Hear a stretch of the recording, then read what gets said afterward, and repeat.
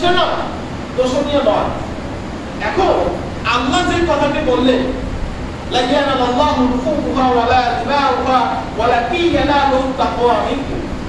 আল্লাহ বললেন তোমাদের যে পশুর মাংস, গোশত, চামড়া, রক্ত যা কিছুকে দান করো এর কোনো অংশকে আল্লাহ তাআলা পায়?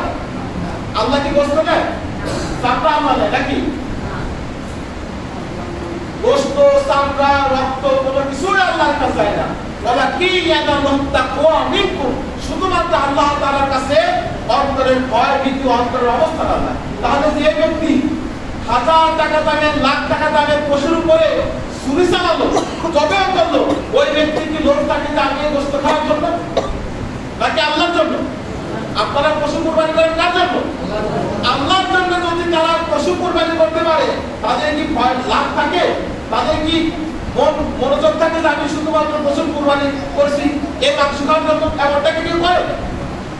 যে ব্যক্তি আল্লাহর ভয়ে পশুর গলায় ছুরি চালাবে, চাকু চালাবে, ওই ব্যক্তির অন্তরটা অটোমেটিক আল্লাহর ভয়ে প্রকম্পিত হবে, আল্লাহর ভয়ে কেঁপে উঠবে যে আমার ভিতর থেকে এমন কোনো কার্যক্রম করা যাবে না যার মাধ্যমে আল্লাহ তাআলা আমার প্রতি লানত দেয় বা আমার প্রতি আল্লাহ তাআলা অখুশি হয়।